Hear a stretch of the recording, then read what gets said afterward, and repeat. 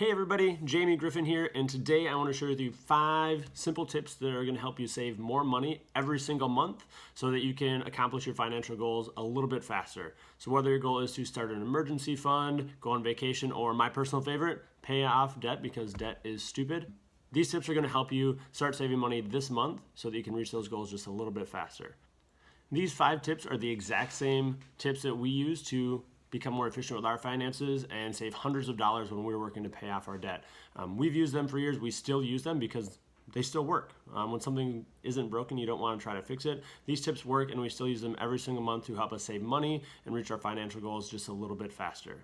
Whatever you want to save money for, I think it's a lot easier to start saving money and to implement some of these strategies if you know exactly why. Keeping that big picture why, it makes it a lot easier to stay motivated, to stay determined, to do the work along the way that it requires to save money.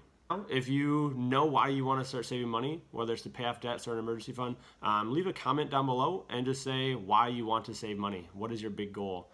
I found that when you are open to sharing your goals with other people, whether it be like simply online by leaving a comment, your friends and family, it helps hold you accountable, and sometimes just saying it out loud or writing it down is that one step you need to help yourself stay accountable and really stick to your goal, and for this one to start saving money and implement some of these strategies. So if you haven't already, hit comment down below with why you want to save some money.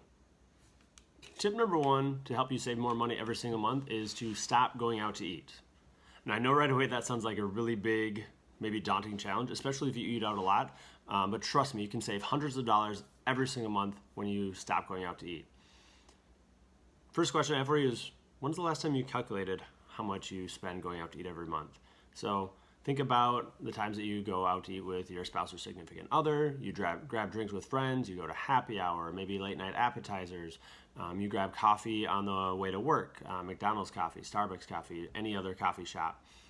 Fast food, quick meal to feed your kids. You pick up a Papa Murphy's pizza or takeout on the way home from work because you don't want to cook.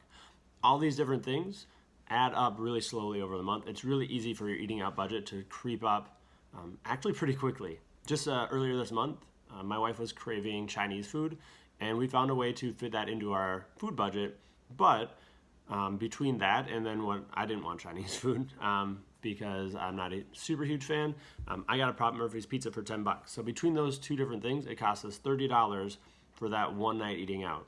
Granted, that lasted us a couple days because I'm not going to eat a whole Papa Murphy's pizza by myself, and Chinese is always great for leftovers, and it tastes arguably just as good the next day. But that was $30 in eating out on one day. If we were to do that 2 or 3 times a week, or add in going out for drinks or happy hours or getting McDonald's ice cream cone because we love McDonald's ice cream cones, our eating out budget is going to pretty quickly surpass our food budget, which is only $300 a month. So if you want to start saving a little bit of money, actually a lot of bit of money every single month, you can stop going out to eat, and you're going to do it pretty quickly. So I think the first thing you need to do if you want to stop going out to eat is decide what going out to eat means to you. For us, when we stopped going out to eat, when we first started budgeting, we had $100,000 in debt, and we completely did a eat out ban, which means we only bought food from the grocery store, and if we did not buy from the grocery store, it was off limits. So that's all those things I mentioned, the happy hour drinks, the eating out, the date nights out to restaurants, fast food, ice cream cones from McDonald's. All of that was not from a grocery store. So unless we intentionally planned it out or it came from another budgeting category, we considered it off limits. So if you want to go really intense like we did, you can save hundreds of dollars a month pretty darn quickly.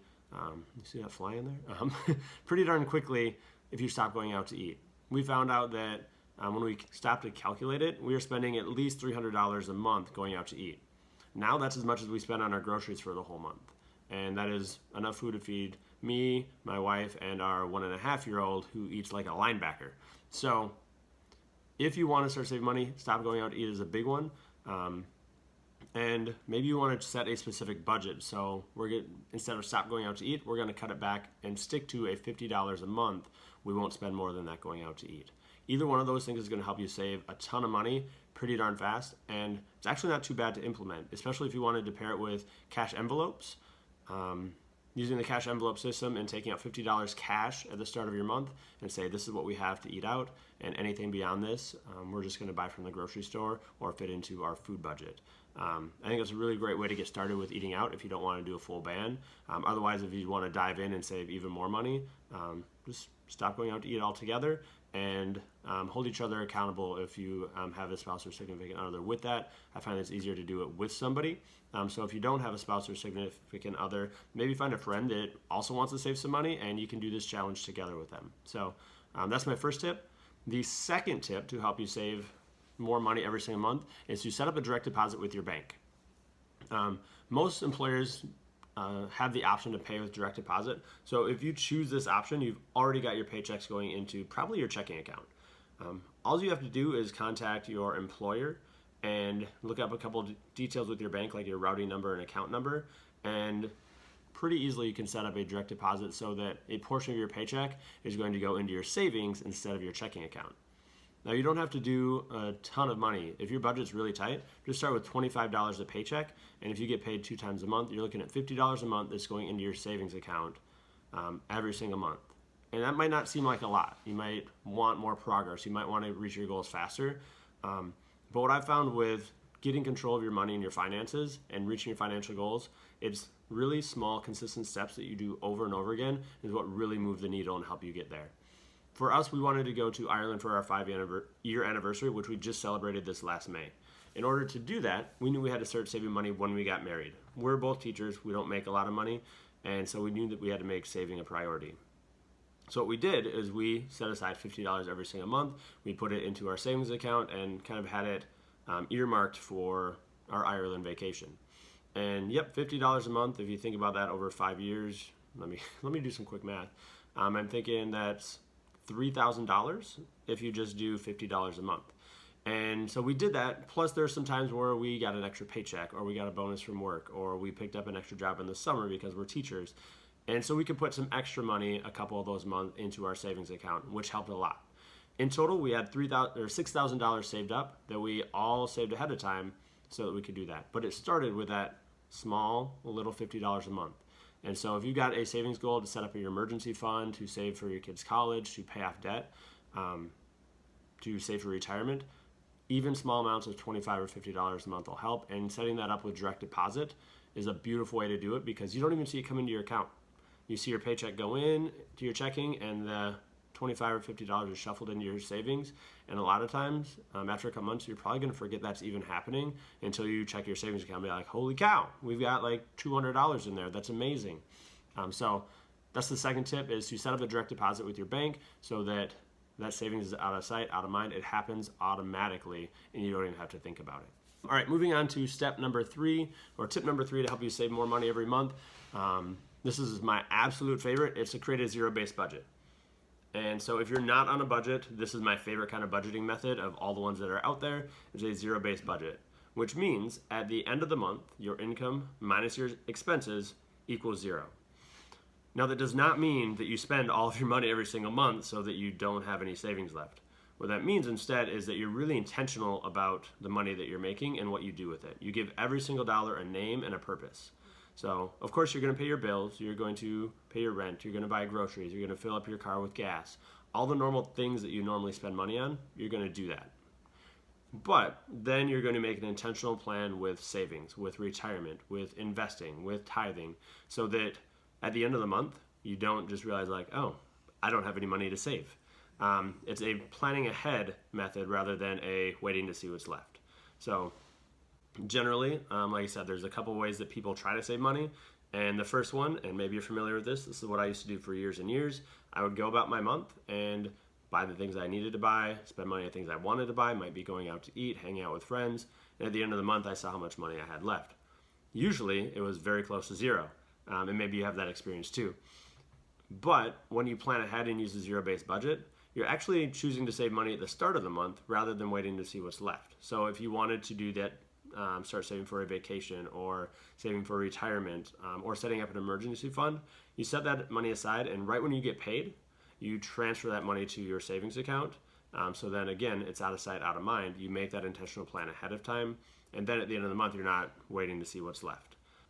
Okay, moving on to tip number 4 to help you save money every month is to pay yourself first. The idea is to pay yourself first and then learn to live off of the rest.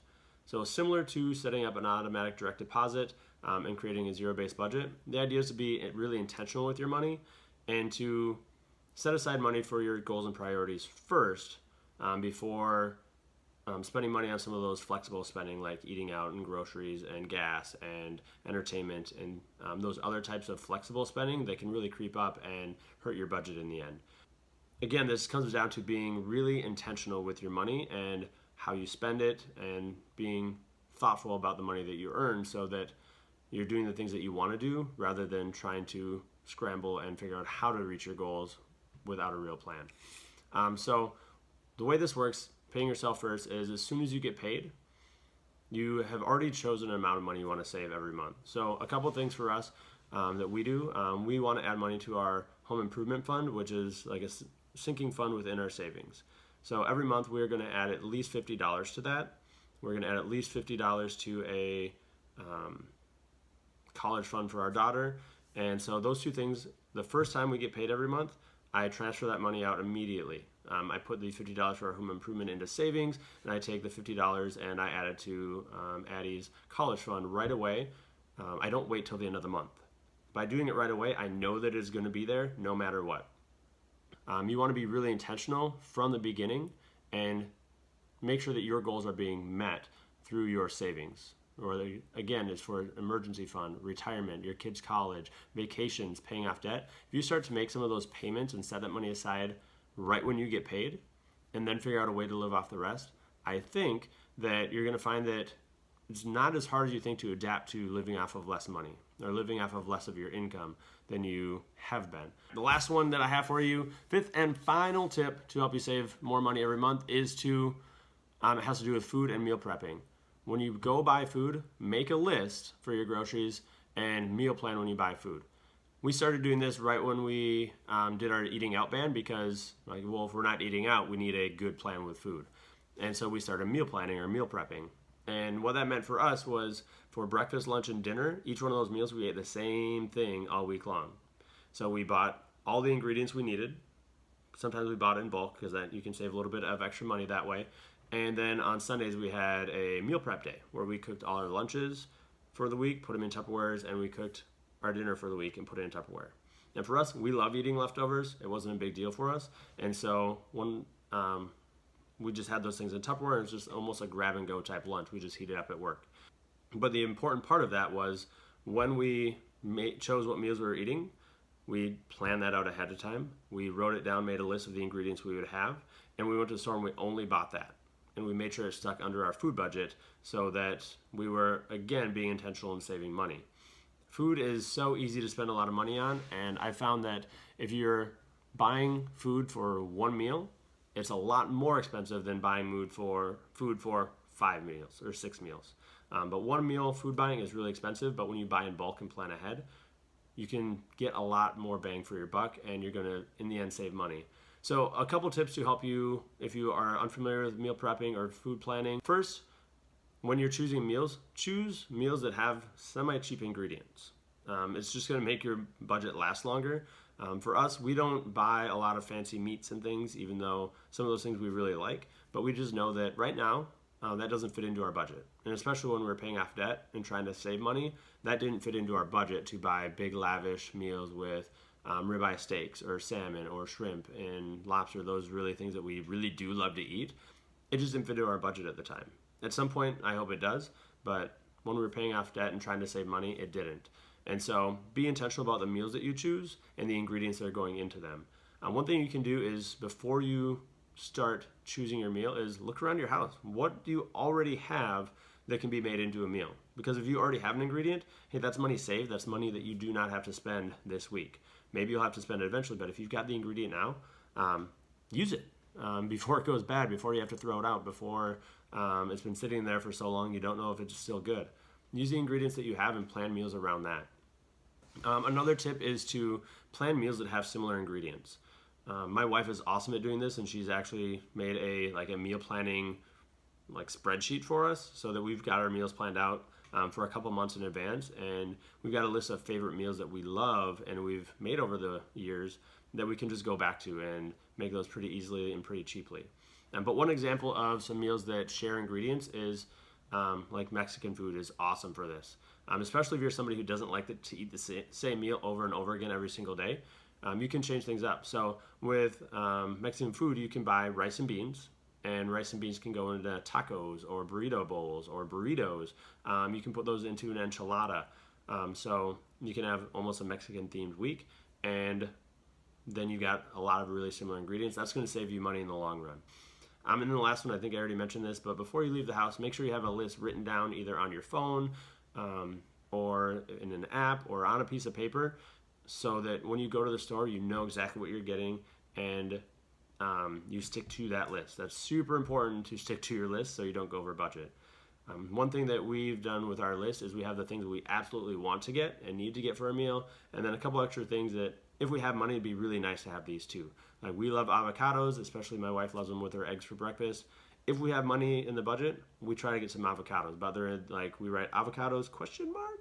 So that if we do have money, we can get it, but we know going in that we want to, that's an extra, that's an add-on, that's a bonus item if we can afford to get it. So those are my tips for saving money on food and meal planning. I do have an entire blog post on that too. I'll put a link down there in the description. So if you want to check that out and head over and read some more tips on getting started meal prepping, you can do that. But again, for today, that's it though. There are, I know, a ton more ways to save money. These are only 5, and these are ones that we use to help us save money for vacation, for our emergency fund, to cut our costs so we can pay off our debt faster. I know they work because we've done them, and I hope they work for you. Whatever your reason is for saving money, I hope these tips are helpful. I hope that you can start using them this month. And before you exit out or jump to the next video, remember to hit that subscribe button, hit that bell there, tap that bell. That ensures you're going to get notified every time I post a new video, so you can get more tips on saving money, learning to budget, and paying off debt. So I hope you enjoyed this. Check out a couple of these other videos over here, and have a fabulous rest of your day.